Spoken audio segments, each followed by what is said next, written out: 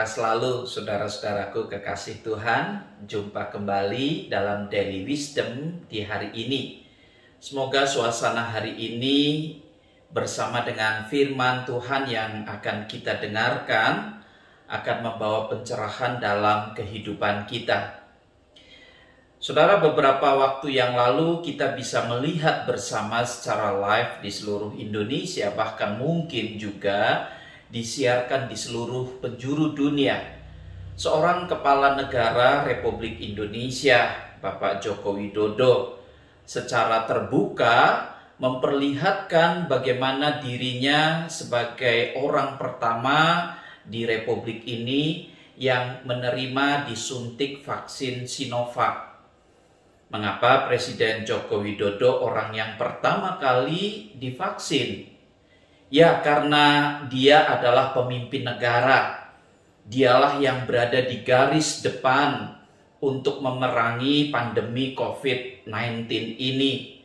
Dialah yang ingin meyakinkan rakyatnya untuk memiliki keberanian agar tidak takut menerima vaksin. Karena vaksin diciptakan untuk membentengi tubuh manusia dari pandemi. Memang vaksin itu bukan pengobatan. Vaksin itu bisa disebut sebagai pencegahan. Vaksin itu meningkatkan imunitas dalam tubuh kita supaya dapat melawan virus-virus yang sedang menyerang. Ia seperti baju sirah yang melindungi tubuh supaya tidak ditembus oleh serangan anak panah, tombak ataupun pedang.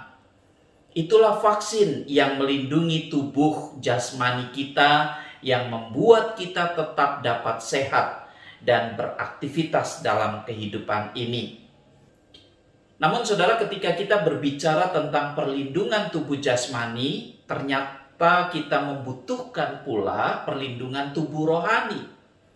Lalu dengan apa perlindungan tubuh rohani dapat dilakukan agar tetap sehat?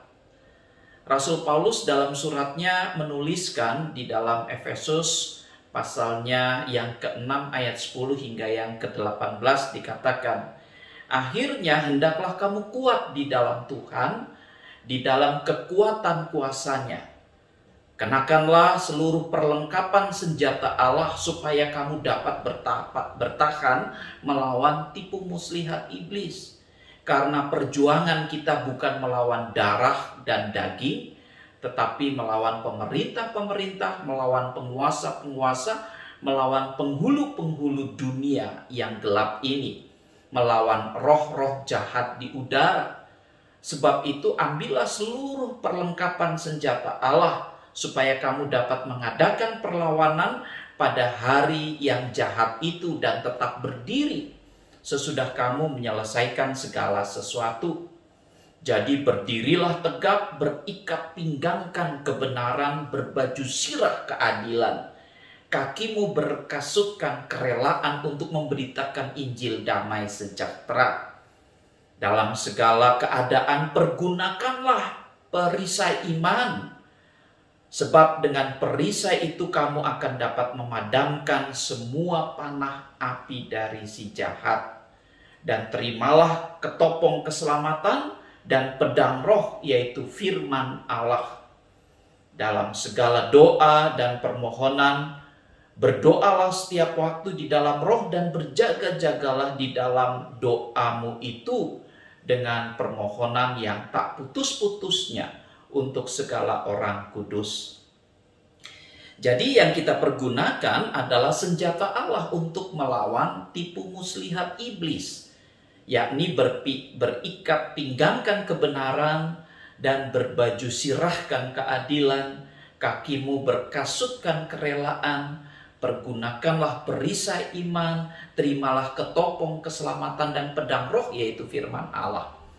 Dan berdoa setiap waktu di dalam roh dan berjaga-jagalah di dalam doamu.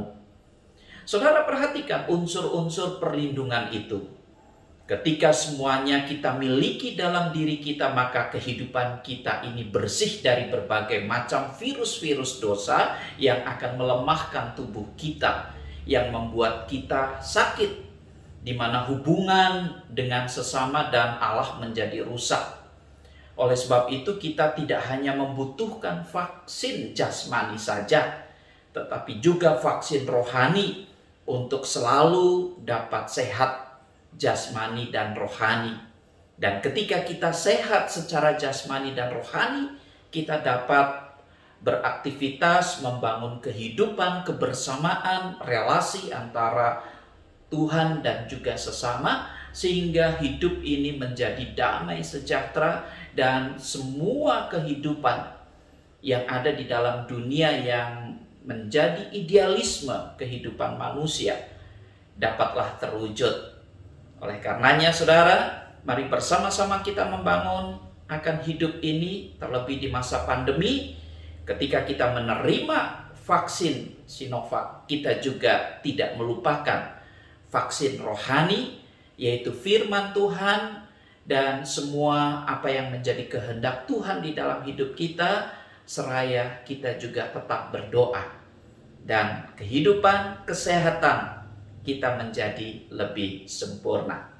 Selamat beraktivitas, Tuhan memberkati.